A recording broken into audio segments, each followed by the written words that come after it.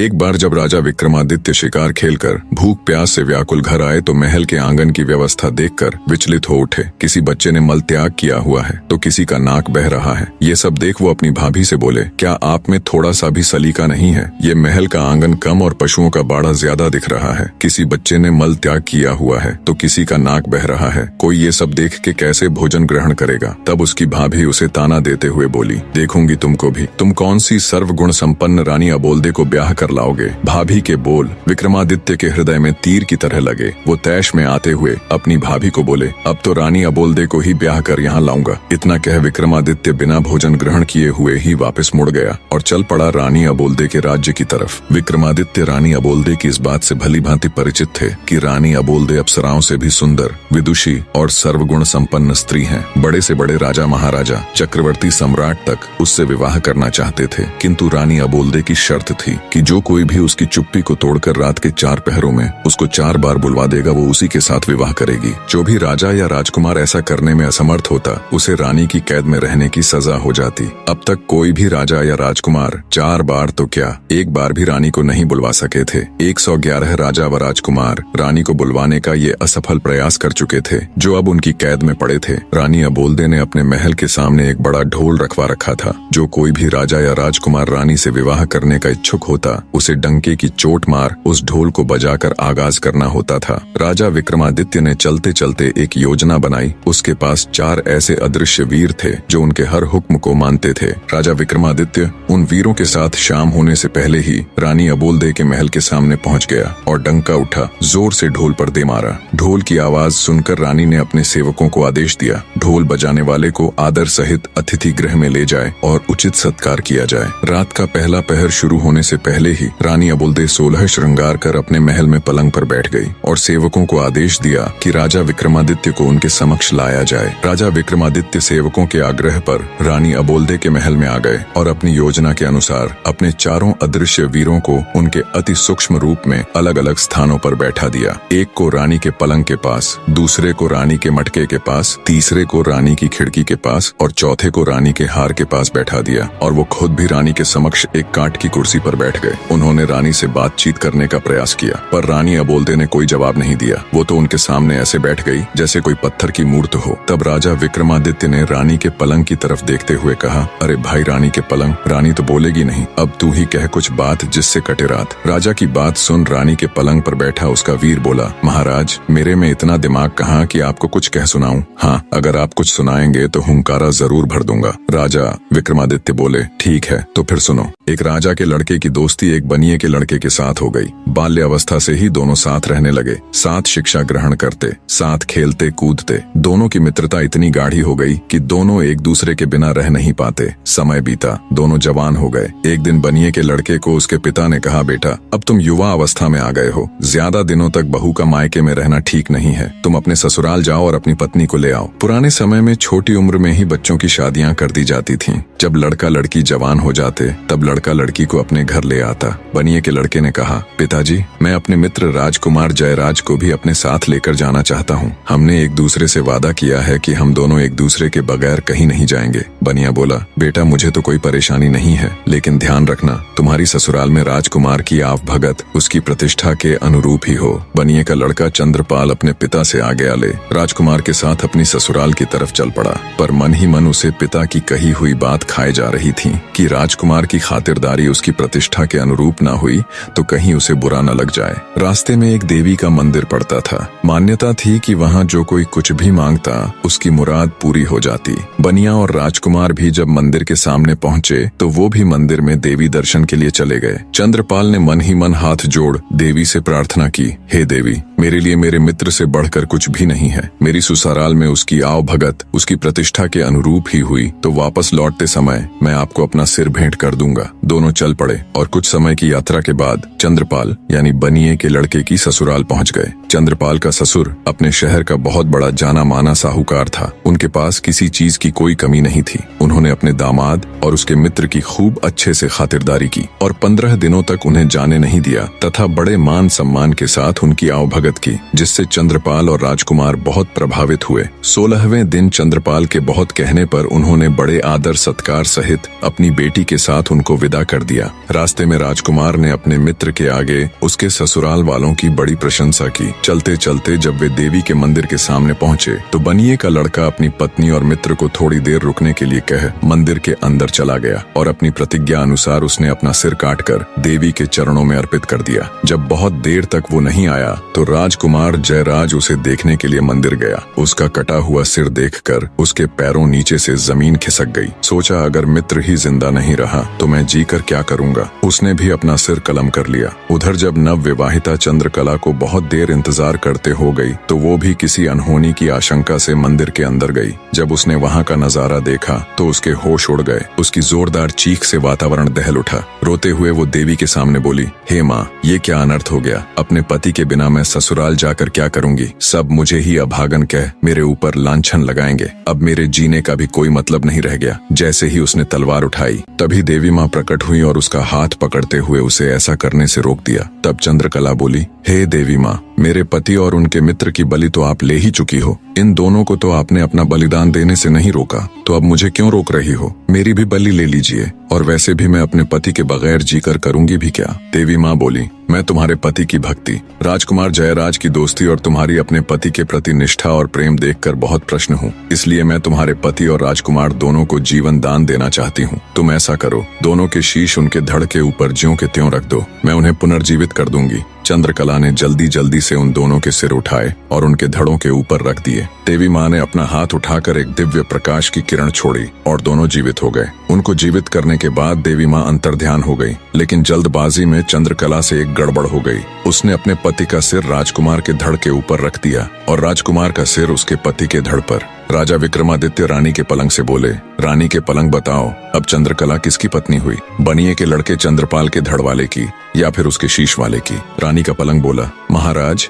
मेरे अंदर इतना दिमाग कहाँ कि मैं आपकी ये गुत्थी सुलझा पाऊं। मैं तो यहाँ पड़ा रहता हूँ एक तरफ। ना कभी रानी मुझे झड़काती है, न कभी बिछाती है। मेरे ऊपर तो धूल जमी रहती है। ये सुन रानी अबोलदे गुस्से से बोली, रे पलंग, तेरी ये मजाल। हर रोज तुझे अच्छे से झड़काऊं, हर रोज तेरे ऊपर नई चद्दर बिछाऊं। तू मुझसे तो कभी बात करता नहीं और परदेसियों के साथ तू मेरी झूठी बुराई करता। सुबह होने दे, तेरे 18 टूक न करवाए तो कहना। फिर रानी राजा विक्रमादित्य से बोली, आपके न्याय के बहुत चर्चे सुने हैं, आप ही बताओ चंद्रकला किसकी हुई।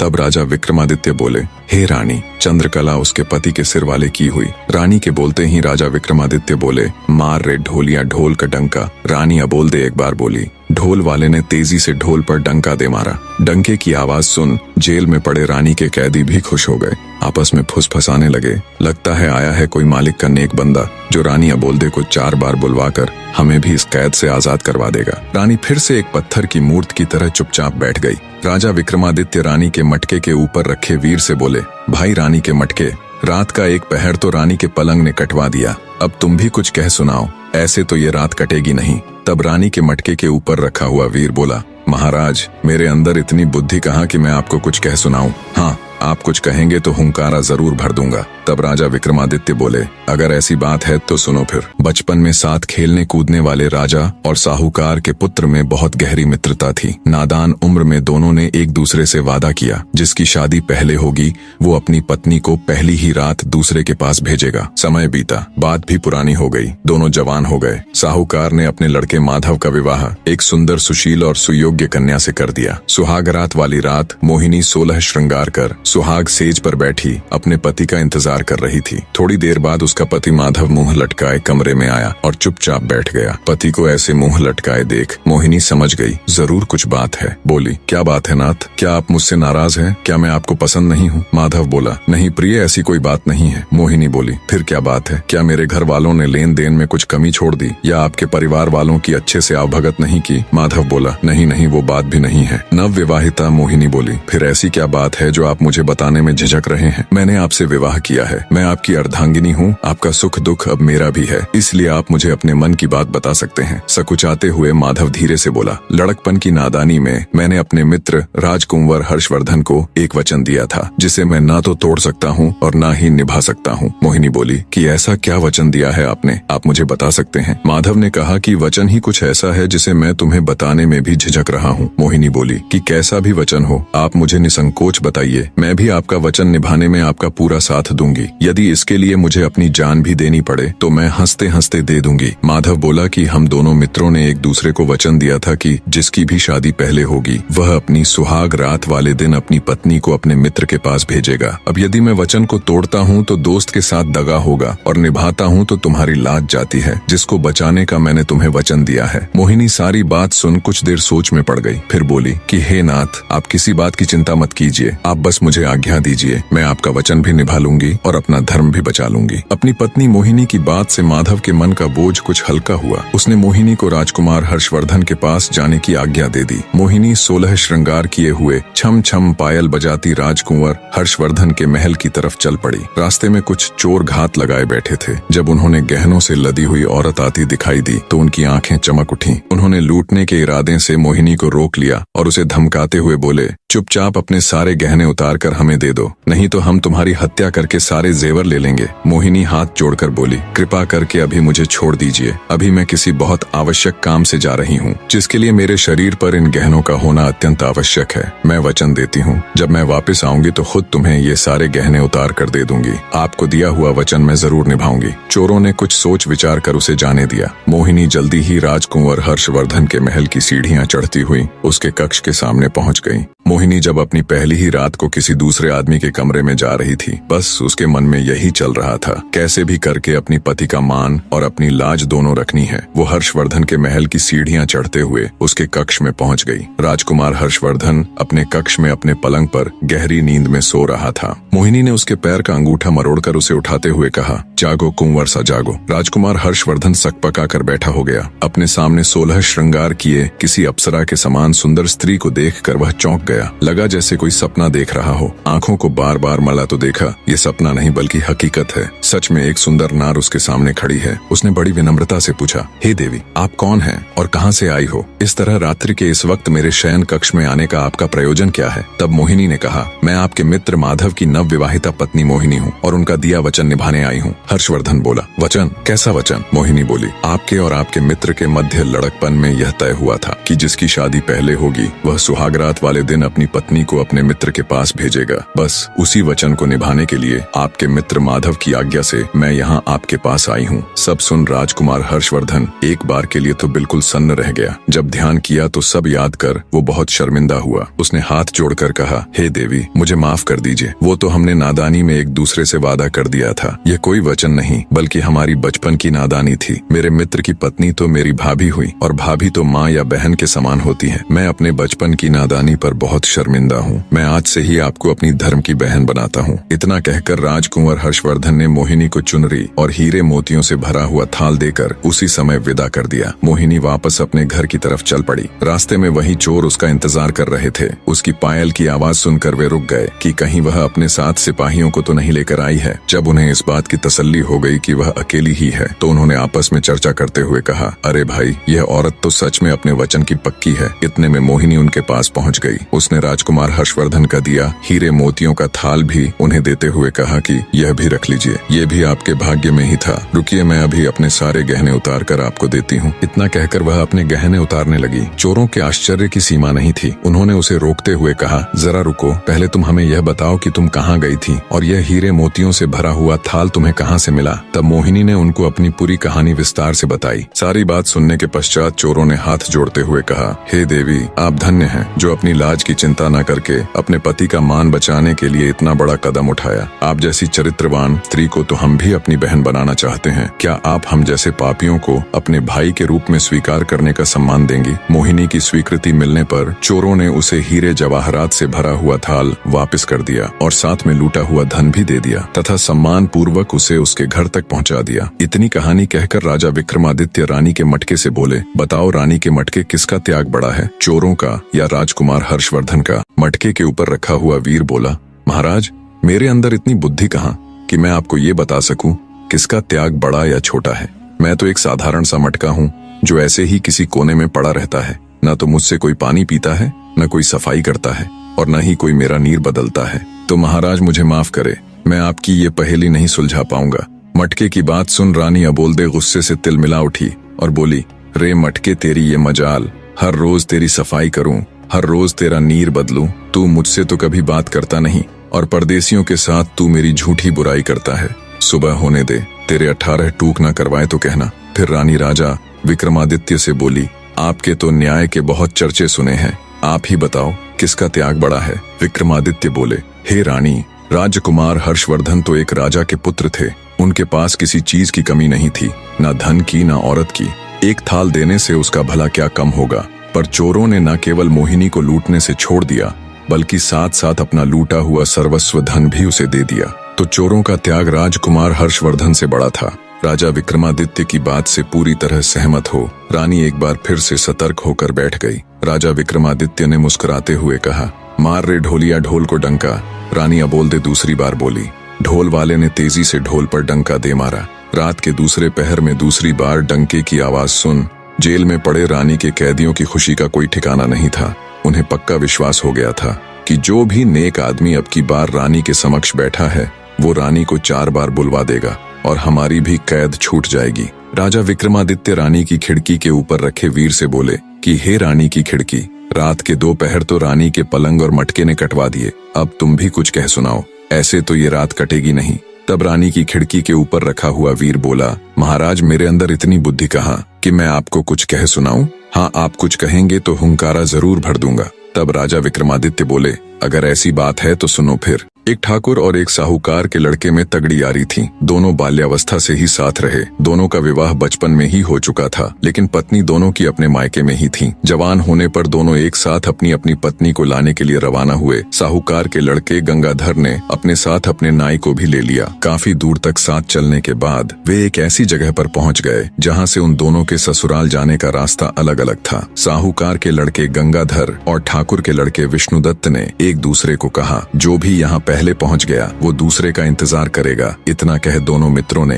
एक दूसरे से विदाई ली। कुछ समय बाद ही गंगाधर अपने नाई के साथ अपनी ससुराल पहुंच गया। ससुराल वालों ने जब दामाद के साथ नाई को भी देखा तो एक बूढ़ी महिला ने बाकियों को सलाह दी कि इस नाई की भी अच्छी खातिरदारी करना। ये जब अपने गांव जाएगा तो हमारी तारीफ करेगा और हमारी बेटी का मान सम्मान बढ़ जाएगा। इसी सोच के साथ उन्होंने अपने दामाद से भी ज्यादा उस नाई के लड़के की खातिरदारी की। खाना खिलाना हो या बिस्तर लगाना हो या फिर पंखा लगाना, हर जगह उन्होंने पहले उस नाई के लड़के की पूछ की। ये बात गंगाधर को खटक गई। उसे अपना वर्चस्व कम होता दिखा तो उसने घर जाने की जल्दी मचा दी। 2-3 दिन के आदर सत्कार के बाद उसके ससुराल वालों ने उन्हें सम्मान पूर्वक घोड़ा गाड़ी देकर उनके साथ अपनी बेटी अंबिका को विदा कर दिया। रास्ते में नाई गंगाधर के ससुराल वालों की तारीफ करते हुए बोले जा रहा था कि उसके ससुराल वालों ने तो अपने दामाद से भी ज्यादा खातिरदारी मेरी की है। नाई की बातों ने आग में घी का काम किया। पहले से ही गुस्से से भरा पड़ा गंगाधर उसकी बात से और तुनक गया। उसने अपनी पत्नी और नाई को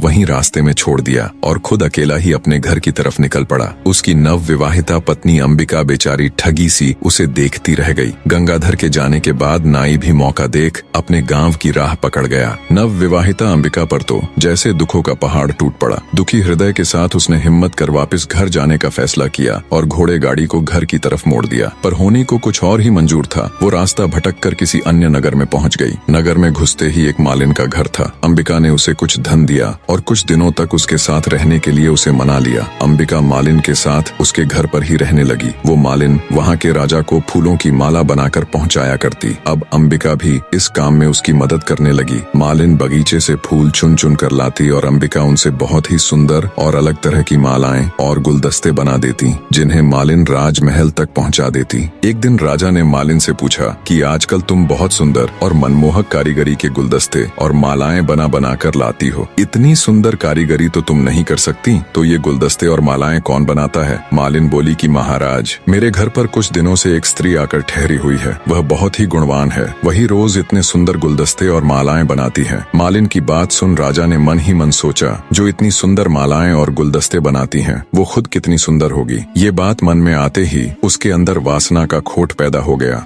50 साल का वासना से लिप्त राजा मालिन से बोला, तुम अभी अपने घर जाओ और उस स्त्री को मेरे सामने हाजिर करो। मालिन अंबिका के पास गई और उसे राजा भानु प्रताप का हुक्म सुनाया। अंबिका ने ये कहते हुए मना कर दिया कि मेरा राजा के पास क्या काम, पर मालिन थोड़े ही न राजा के हुक्म को फेर सकती थी। वो कह सुनकर विनती करके अंबिका को राजमहल ले गई। जब राजा ने अंबिका के रूप और सौंदर्य को देखा तो वो उस पर मोहित हो गया। उसकी कोई भी रानी इतनी सुंदर और गुणवान नहीं थी। राजा ने तुरंत अंबिका को अपने महल में भिजवाने का हुक्म दे दिया। अंबिका ने विनती करते हुए राजा से कहा, हे राजन, आप तो इस नगर के मालिक हो, इस नाते से आप तो मेरे पिता के समान हुए, फिर आप मुझे अपने महल में कैसे रख सकते हैं? राजा भानु प्रताप बोला, तुम हमारे नगर की नहीं हो, इसीलिए हम तुम्हारे पिता नहीं हो सकते, तुम्हें हमारे महल में रहना ही पड़ेगा। जब बहुत समझाने पर भी राजा भानु प्रताप नहीं माना तो अंबिका ने कहा कि महाराज, मैं एक विवाहिता हूँ, मेरे पति ने मेरा त्याग कर दिया था। एक विवाहिता स्त्री के साथ रहने से आपको भी पाप लगेगा। आप मुझे 6 माह का समय दे दीजिए। यदि इस बीच मेरा पति मुझे लेने नहीं आया तो मैं अपने आप को अविवाहित ही समझूंगी और आपके महल में आ जाऊंगी। यह सुनकर राजा ने उसे 6 माह का समय दे तो दिया, लेकिन उसे नगर के बाहर एक एकांत महल में नजरबंद कर दिया। अंबिका रोज महल के झरोखे से मार्ग पर देखती रहती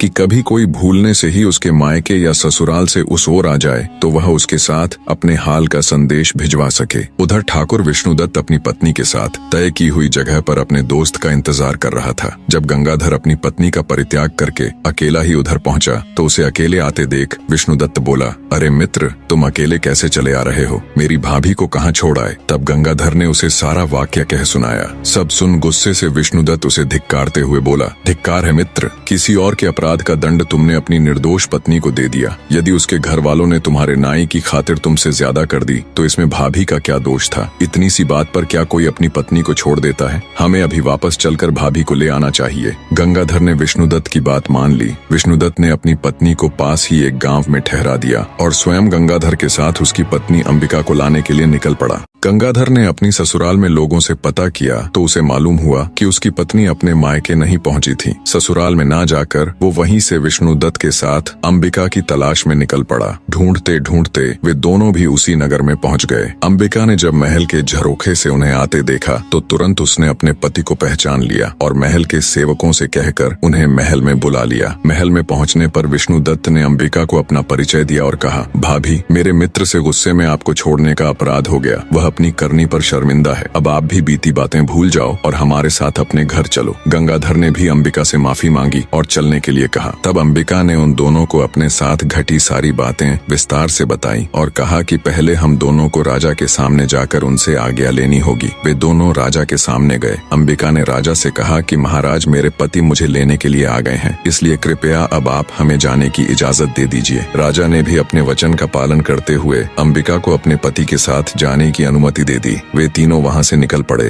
रास्ते में काशीनाथ ने अपनी पत्नी गौरी को भी अपने साथ ले लिया और सभी अपने नगर में आ सुख से रहने लगे। इतनी कहानी कह राजा विक्रमादित्य ने अपनी खिड़की में बैठे वीर से कहा, हे रानी की खिड़की, बताओ गंगाधर और अंबिका में से कौन ज्यादा महान था? खिड़की में बैठा वीर बोला, हे महाराज, मेरे ऊपर तो पता नहीं कितने सालों की धूल जमी हुई है। न मेरी कभी सफाई होती, न कभी रंग पुताई। मेरे अंदर इतनी बुद्धि कहाँ कि मैं आपको ये बता सकूं कौन ज्यादा महान है और कौन कम। खिड़की में बैठे वीर की बात सुन रानी अबोलदे एक बार फिर से खुद पर काबू ना कर सकी और तमा कर बोली, रे खिड़की, तेरी ये मजाल, हर रोज तेरी सफाई करवाऊं, हर 6 माह में तेरे ऊपर नई रंग पुताई करवाऊं। मेरे साथ तो तूने कभी बात की नहीं और परदेसियों के सामने तू मेरी झूठी बुराई करती। सुबह होने दे, तेरे 18 टूक ना करवाए तो कहना। फिर राजा विक्रमादित्य से बोली, राजा, ये बताना कौन सा कठिन काम है कि कौन महान है? इसमें गंगाधर की तो कोई महानता थी ही नहीं। उसने तो अपनी निर्दोष पत्नी को त्याग दिया था। महानता तो अंबिका की थी। उसके पास रानी बनने का पूरा मौका था, लेकिन फिर भी वह अपने पतिव्रत धर्म पर अडिग रही और उसने अपना धर्म नहीं छोड़ा। ऐसी स्त्री तो महान ही नहीं बल्कि पूजने लायक है।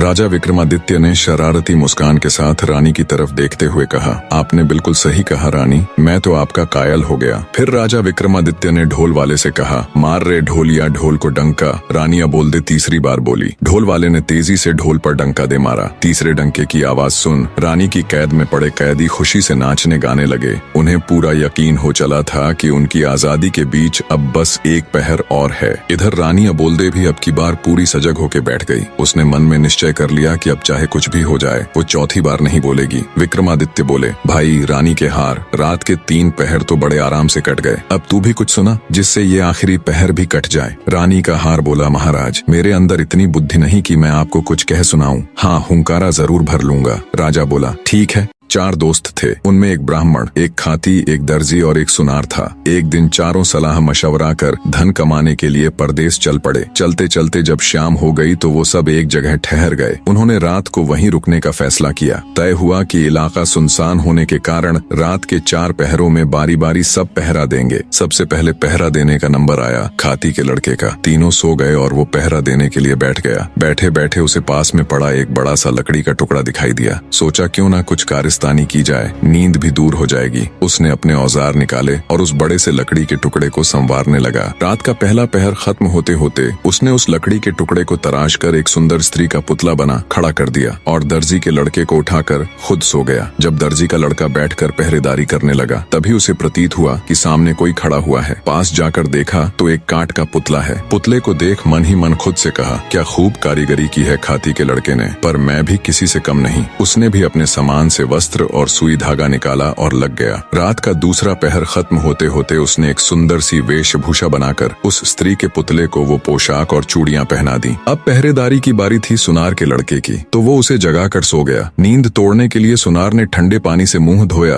और बैठकर पहरेदारी करने लग गया। तभी उसकी नजर सामने खड़ी स्त्री पर गई तो वो भौंचक्का रह गया। सोचा इतनी रात जंगल में स्त्री कहाँ से आई। उसने उसे आवाज दी पर कोई उत्तर नहीं मिला। जिज्ञासावश उठकर पास गया तो देखा वो कोई स्त्री नहीं बल्कि एक पुतला है। सुनार को समझते देर न लगी कि ये खाती और दर्जी की करामात है। खुद से कहा मैं भी किसी से कम नहीं। उसने भी अपने औजार निकाले और लग गया। तीसरा पहर खत्म होते होते उसने उस पुतले को सुंदर सुंदर आभूषण बनाकर पहना दिए। अब बारी थी ब्राह्मण के लड़के की, तो सुनार उसको जगाकर सो गया। अब जब ब्राह्मण पहरेदारी करने लगा तो उसकी भी नजर उस पुतले पर गई। वो भी सोच में पड़ गया, इतनी रात को इस जंगल बियाबान में ये नारी कहाँ से आई। वो भी उस स्त्री रूपी पुतले के पास जाकर उसे देखने लगा। सब समझते उसे भी देर न लगी। मन ही मन बोला, वाह क्या खूब कारीगरी की है सबने, लगता है सब मिलकर मेरी परीक्षा लेना चाहते हैं। उसने भी अपना तंत्र मंत्र का सामान निकाला और रात का चौथा पहर खत्म होते होते अपनी तंत्र मंत्र विद्या से उस काठ के पुतले में प्राण डाल दिए। वो काठ का पुतला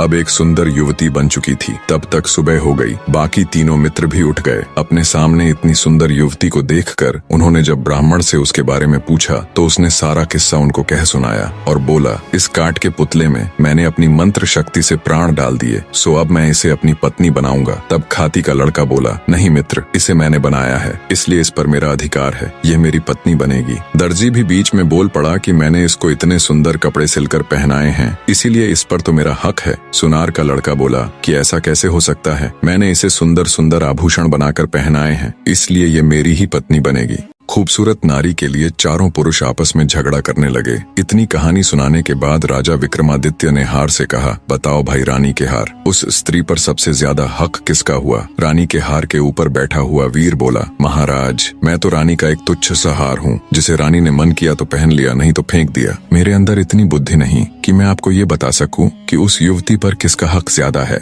हार पर बैठे वीर की बात सुन रानी अबोल्दे को गुस्सा तो बहुत आया, पर वो अपने गुस्से को पी गई और कुछ भी न बोली। जब विक्रमादित्य ने देखा कि रानी तो कुछ बोली ही नहीं और रात का चौथा पहर खत्म होने में बस कुछ ही समय बाकी है, कुछ सोचते हुए वे बोले, सुनो रानी के हार, उस युवती पर सबसे ज्यादा हक उस ब्राह्मण के लड़के का है जिसने उस पुतले में प्राण डालकर उसे जीवित किया। राजा की बात सुन रानी के हार पर बैठा वीर तुरंत बोल पड़ा, क्या बात है राजन, क्या खूब न्याय किया है, आपकी तो जय जयकार होनी चाहिए। हार में बैठा वीर बोला, बोलो राजा विक्रमादित्य की जय। बाकी के तीनों वीर भी राजा विक्रमादित्य की जय जयकार करने लगे। राजा विक्रमादित्य की जय, वाह क्या न्याय किया है। इतना सुनते ही गुस्से को दबाए बैठी रानी अबोल्दे फट पड़ी और बोली, इस गलत न्याय पर कैसी जय जयकार। राजा विक्रमादित्य तुम तो बड़े न्याय प्रिय बने फिरते हो, लानत है तुम्हारे ऐसे न्याय पर। पता नहीं तुम्हारा ये न्याय कैसे इस जग में प्रसिद्ध हो गया। ये न्याय पूरी तरह से धर्म विरुद्ध है। आगे रानी अबोल्दे बोली, ब्राह्मण ने उस पुतले में प्राण डाले थे, अर्थात एक तरह से उसने उसे जन्म दिया, इस तरह से तो वह उसका पिता हुआ। तो एक पिता अपनी पुत्री से विवाह करें, इससे बड़ा नीच कर्म और क्या हो सकता है। धर्म के अनुसार कोई भी स्त्री केवल उसी की पत्नी हो सकती है जो उसको चूड़ियां पहनाता है, और पुतली को चूड़ियां दर्जी के लड़के ने पहनाई थी, तो धर्मानुसार वो युवती उसी की पत्नी हुई। रानी की सारी बात सुन राजा विक्रमादित्य ने शरारत से हंसते हुए रानी अबोल्दे की तरफ देखते हुए कहा, वाह वाह बहुत खूब रानी, आपने तो बिल्कुल धर्मोचित न्याय किया है। उस युवती का पति वो दर्जी ही हो सकता है। और माफ करे रानी साहिबा, आप 4 बार बोल चुकी हैं, तो आपका पति तो केवल मैं ही नहीं हो सकता हूँ, अब तो बस चलने की तैयारी करो। राजा विक्रमादित्य की बात सुन रानी अबोल्दे ने शर्माकर अपनी आंखें झुका ली। राजा विक्रमादित्य हर्षोत्साहित हो बोला, मार रे ढोलिया ढोल को डंका। रानी अबोल्दे चौथी बार बोली। ढोलिये ने डंका उठा ढोल पर दे मारा। रानी अबोल्दे ने वायदे के अनुसार उसकी कैद में बंद सभी राजाओं और राजकुमारों को सम्मान सहित उनका राजपाट लौटाते हुए उनको मुक्त कर दिया। बड़े धूमधाम से रानी अबोल्दे की शादी राजा विक्रमादित्य के साथ हो गई। राजा विक्रमादित्य जब रानी अबोल्दे को ले उज्जैन नगर पहुँचे तो उनको ताना देने वाली भाभी ने भी उनको अभिवादन देते हुए कहा, मान गए देवर्षा, जो आपने कहा था वो कर दिखाया। कहानी का निष्कर्ष जानने से पहले कमेंट करके कहानी कैसी लगी और अगली कहानी किस टॉपिक पर सुनना चाहोगे जरूर बताएं। निष्कर्ष, जीवन में सत्य, न्याय और धर्म का पालन सबसे महत्वपूर्ण होता है। जब चारों पात्र अपनी अपनी इच्छाओं और स्वार्थों के अनुसार कार्य करते हैं तो उनका संघर्ष अंततः उनके भीतर के सही और गलत के बोध को उजागर करता है। राजा विक्रमादित्य की न्यायप्रियता और रानी अबोल्दे का धर्म के प्रति अडिग विश्वास दर्शाता है कि सही रास्ता चुनने के लिए आत्मसंवेदनशीलता और विवेक आवश्यक है। यह कहानी यह भी सिखाती है कि किसी भी परिस्थिति में ईमानदारी, प्यार और समझौते के जरिए ही हम अपने जीवन को संतुलित और आध्यात्मिक रूप से पूर्ण बना सकते हैं। भगवान का न्याय हमेशा सही होता है और आत्मिक शांति पाने के लिए हमें अपने कर्मों और विचारों को शुद्ध करना चाहिए। कहानी में अंत तक जुड़े रहने के लिए आप सबका तहे दिल से धन्यवाद।